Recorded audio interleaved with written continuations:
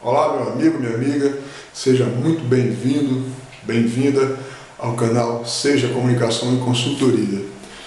Esse canal se presta a compartilhar informações que possa fazer com que você adquira novas habilidades aí para se tornar mais bem-sucedido nos seus desafios. Esse vídeo de hoje vai tratar basicamente sobre redação.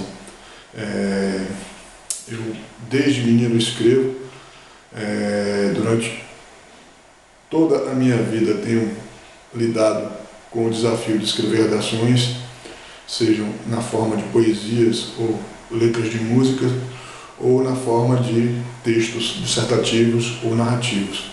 E o que eu tenho para dizer para você, acredito que pode fazer a diferença em sua caminhada rumo aí aos desafios que vão surgir, tá bom? Eu tenho encontrado muita gente que coloca a redação como seu calcanhar de Aquiles em relação aos processos seletivos aos quais elas se submetem. Eu acredito que isso se dá em grande parte porque nós vivemos numa cultura onde não se tem o hábito da leitura e muito menos o hábito da escrita. Ora, bolas, redação não é realmente algo, uma habilidade natural do ser humano, então instintiva. É uma habilidade que precisa ser desenvolvida. E não é uma habilidade das mais difíceis de serem desenvolvidas. Obviamente, aquelas pessoas que não nasceram com dom para a escrita, certamente não vão atingir o nível de comunicabilidade que foi atingido por grandes escritores, como Jorge Amado aqui na Bahia, o Machado de Assis, o Stephen King, enfim, o Stan Lee, ou tantos outros escritores aí espalhados pelo mundo. Mas eu acho que é possível, através do entendimento de um fundamento básico para a matéria, você adquirir habilidade suficiente para se dar bem nas provas dos concursos. E o objetivo é esse. Então vamos lá. Basicamente existem dois elementos essenciais em qualquer texto. Você tem, em primeiro lugar, o conteúdo, em segundo lugar, você tem a forma, tá? Em qualquer gênero literário, sempre vai haver conteúdo e forma. Então, o seu primeiro desafio, quando você se deparar com a necessidade de escrever uma redação, é levantar o conteúdo. Qual é o meu conteúdo? Se você não tem conteúdo, se você está sendo desafiado a escrever sobre um assunto pelo qual você não tem nenhum interesse, não tem nenhuma familiaridade, muito provavelmente seu resultado vai ser desastroso. Realmente você não vai ter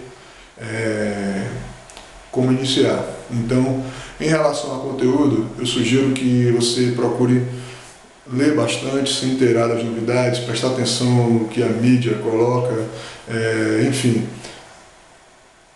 Tente se manter informado e processando essas informações de modo a construir sua leitura do mundo, tá?